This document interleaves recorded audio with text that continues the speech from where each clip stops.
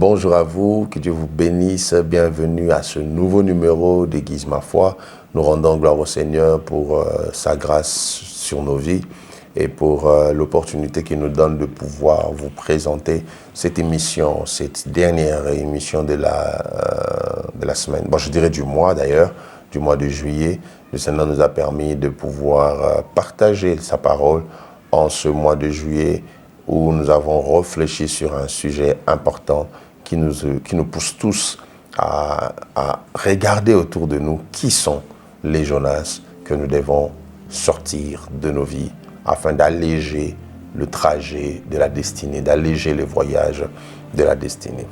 Telle a été notre motivation sur ces messages que nous avons échangés pendant tout ce mois. Permettez-moi de lire ensemble avec vous encore la parole de Dieu dans Jonas toujours chapitre 1 à partir du premier verset qui déclare ceci.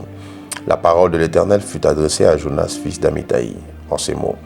Lève-toi, va à Ninive, la grande ville, et crie contre elle, car sa méchanceté est montée jusqu'à moi. Et Jonas se leva pour s'enfuir à Tarsis, loin de la face de l'Éternel. Il descendit à Jaffo, et il trouva un navire qui allait à Tarsis. Il paya le prix du transport et s'embarqua pour aller avec les passagers à Tarsis, loin de la face de l'Éternel. Mais l'Éternel fit souffler sur la mer un vent impétueux et il se leva sur la mer une grande tempête. Le navire menaçait de faire naufrage. Les mariniers eurent peur. Ils implorèrent chacun leur Dieu et ils jetèrent dans la mer les objets qui étaient sur les navires, afin de les rendre plus légers. Jonas descendit au fond du navire, se coucha et s'endormit profondément. Le pilote s'approcha de lui et lui dit « Pourquoi dors-tu? Lève-toi, invoque ton Dieu. Peut-être voudra-t-il penser à nous et nous ne périrons pas. » Et ils se rendirent l'un à l'autre. Venez et tirons au sort pour savoir qui nous attire ce malheur. Ils tirèrent au sort et le sort tomba sur Jonas. Alors ils lui dirent, dis-nous, qui nous attire ce malheur? Quelles sont tes affaires et d'où viens-tu? Quel est ton pays et de quel peuple es-tu? Il leur répondit, je suis hébreu et je crains l'Éternel, le Dieu des cieux, qui a fait la mer et la terre. Ces hommes eurent une grande frayeur et ils lui dirent, pourquoi as-tu fait cela? Car ces hommes savaient qu'ils fuyaient loin de la face de l'Éternel parce qu'il leur avait déclaré. Alors, partant de ces textes, nous avons réfléchi pendant toute cette semaine sur la nécessité de comprendre et d'obéir à la volonté de Dieu, chose que Jonas n'a pas eu à faire. Il s'est opposé à la volonté de Dieu. Et je l'ai dit, je pense que ses émotions patriotiques ont primé sur la direction divine qui lui avait été donnée. Et cela a fait que Jonas ne puisse pas suivre la voie que le Seigneur avait tracée pour lui. Et de là, je vous ai fait sortir déjà deux vérités que je vais ressasser rapidement. Dans la première, j'ai parlé du fait que lorsqu'on n'accepte pas l'appel de Dieu dans le calme, Dieu nous oblige à l'accepter par le moyen de la tempête. Dieu est celui qui nous emmène des fois à accepter l'appel au travers de la tempête parce que nous ne voulons pas l'accepter dans le calme. Et aussi, je vous ai fait voir que lorsque Jonas ne sort pas de votre vie, c'est la sécheresse qui sera constatée. Lorsque Jonas ne vous quitte pas, ce que vous avez va vous quitter. Lorsque Jonas ne part pas loin de vous, ce que vous possédez partira loin de vous. Permettez-moi de vous ajouter une autre vérité aujourd'hui, c'est que lorsque Dieu veut nous récupérer, il nous attire seul dans sa présence. La Bible nous fait voir comment Jonas a refusé catégoriquement d'obéir à la volonté de Dieu. Or, il ne savait pas que Dieu avait toujours une volonté, même dans son refus apparemment de sa volonté. Dieu est capable de vouloir ce qu'il veut même quand tu refuses. Même dans ton refus, Dieu a toujours un plan qui accomplit sa volonté. Même lorsque tu refuses la volonté de Dieu, Dieu ne cesse pas de vouloir. Dieu continue à vouloir ce qu'il veut, même quand l'homme refuse de s'incliner. Et il va continuer à vouloir ce qu'il veut, même si l'homme dit non l'homme refuse cette volonté divine. Et j'aimerais que vous sachiez ensemble avec moi que le vouloir de l'homme est limité par le pouvoir, son pouvoir. Or, Dieu a un plus grand pouvoir. Donc, il a plusieurs moyens d'imposer son vouloir. Plusieurs moyens de te faire faire ce qu'il veut.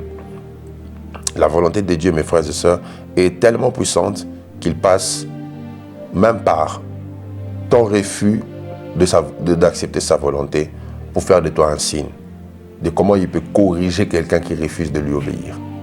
Dieu a plusieurs voies et moyens pour faire imposer son impérium. Et lorsque Dieu te fait passer par les épreuves, si tu n'es pas prêt à être éprouvé, tu risques de te retrouver jeté comme Jonas. Jonas a été jeté dans l'eau parce que il s'est donné une fausse accalmie, une fausse paix, pendant qu'il n'était pas dans la volonté de Dieu. Je ne peux pas comprendre un homme qui n'est pas dans la volonté de Dieu, mais qui dort. Il dormait pendant que la tempête était à son comble, pendant que la barque était agitée. Jonas s'était offert le luxe de s'endormir. Jonas s'était donné le luxe de s'endormir. Et Jésus a dit, il ne sera donné à cette génération aucun autre signe que celui de Jonas, aucun autre miracle que celui de Jonas. Alors, voici, je vais vous faire voir ce qui est arrivé, soit les réalités qui se sont passées dans la vie de cet homme Jonas. Et c'est par là que je vais chuter avec mon message. La première des choses que j'aimerais vous faire voir, mes frères et sœurs, c'est que Jonas a reconnu son identité. Il dit, je suis Jonas. Il a reconnu qui il était. Il a dit, je crains le Dieu qui a fait la mer. Jonas, en d'autres termes, s'est repenti. Il a reconnu qui il était pour vivre ce que Dieu voulait. Et il savait qu'il ne pouvait plus aller loin sans admettre qui il était. Il voulait camoufler son identité, son origine, d'où il venait. Mais la tempête, les épreuves l'ont emmené à reconnaître ses failles, ses faiblesses. Jonas a dit, je suis Jonas, je crains le Dieu qui a fait la mer. Je prie que Dieu t'emmène aujourd'hui, si tu te retrouves à être un Jonas, donc un homme en dehors de la volonté de Dieu, à reconnaître qui tu es. Jonas veut dire colombe. Donc, Jonas a reconnu que normalement, c'était un homme qui devait être guidé par l'esprit, qui est souvent représenté aussi par l'image de la colombe. Mais Jonas n'a pas voulu suivre la direction de l'esprit. Jonas n'a pas voulu suivre cette voie de Dieu. Jonas n'a pas voulu suivre la direction de l'esprit. Plaise à Dieu en ce jour de t'emmener à réaliser ton identité. De sorte que si tu commences à aller loin de sa volonté, qui te ramène à la raison. La deuxième des choses que j'aimerais nous faire voir, c'est que Jonas a accepté d'être jeté dans l'eau. Des fois, on pense que quand on accepte enfin de se soumettre à la volonté de Dieu, on meurt. Or, cette mort est le début d'une nouvelle histoire, une plus belle histoire. Comme je le disais, Jonas veut dire la colombe ou l'esprit, l'une des images du Saint-Esprit. Or, le Saint-Esprit, dès le commencement, se plaisait de se mouvoir sur l'eau. Et quand on jette Jonas dans l'eau, on l'a jeté dans une sphère où il pouvait survivre. Rappelez-vous que même pour que Noé sorte de l'arche après le déluge, il a fallu que la colombe puisse lui apporter la feuille d'olive. La colombe a une nature liée aux eaux. La colombe a un attachement aux eaux parce que c'est l'une des images de l'esprit qui se mouvait sur les eaux depuis le commencement. Troisièmement, on voit ici Jonas qui reconnaît ses origines. La Bible dit qu'il était fils d'Amittai. Et Amittai veut simplement dire fidèle. Donc, cet homme avait sur lui quelque chose de plus fort que son erreur. Jonas portait une sémence qui était plus forte que ses erreurs. C'était la fidélité de Dieu. La tempête, mes frères et sœurs, n'arrête pas la fidélité de Dieu. Dieu l'a appelé à annoncer l'évangile. Lui, il s'est comporté en infidèle. Mais Dieu est resté fidèle dans l'infidélité de Jonas. J'aimerais dire à quelqu'un, Dieu reste fidèle même quand tu fais des erreurs. J'aimerais dire à quelqu'un que Dieu peut vouloir même dans ton erreur.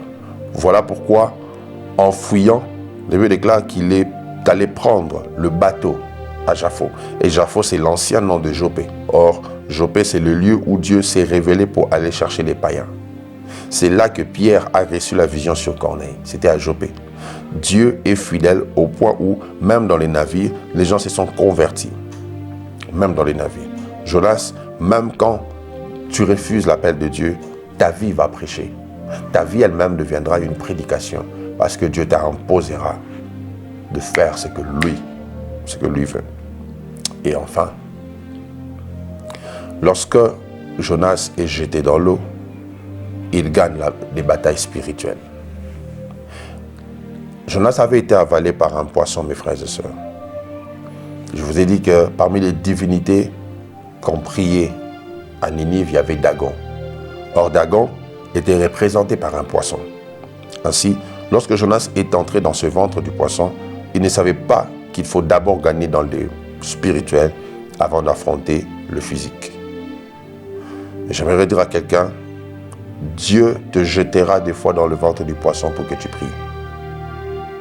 Et face à cette réalité, Dieu est venu et il a parlé au poisson. Je prie que pendant ce temps, que Dieu vienne et qu'il parle à la réalité spirituelle qui s'élève comme une hostilité t'empêchant d'accéder à une nouvelle dimension. Mes frères et sœurs, lorsque Dieu vient par sa présence et par sa toute-puissance, il y a des choses qui se font impérativement. La présence de Dieu peut envahir des vies et la présence de Dieu peut faire qu'une vie devienne un miracle. Ainsi, la vie de Jonas était devenue un miracle. Je prie au nom de Jésus. En ce jour, après que tu aies entendu ces paroles, pendant ces 3 sessions, que Dieu fasse de ta vie un miracle et qu'une nouvelle histoire commence. Qu'une nouvelle histoire commence. Que Dieu parle profondément au cœur et que sa parole qui retentit dans les cœurs emmène de nouveaux résultats. Au nom puissant de Jésus-Christ que j'ai ainsi prié. Amen. Que Dieu vous bénisse. Adonai.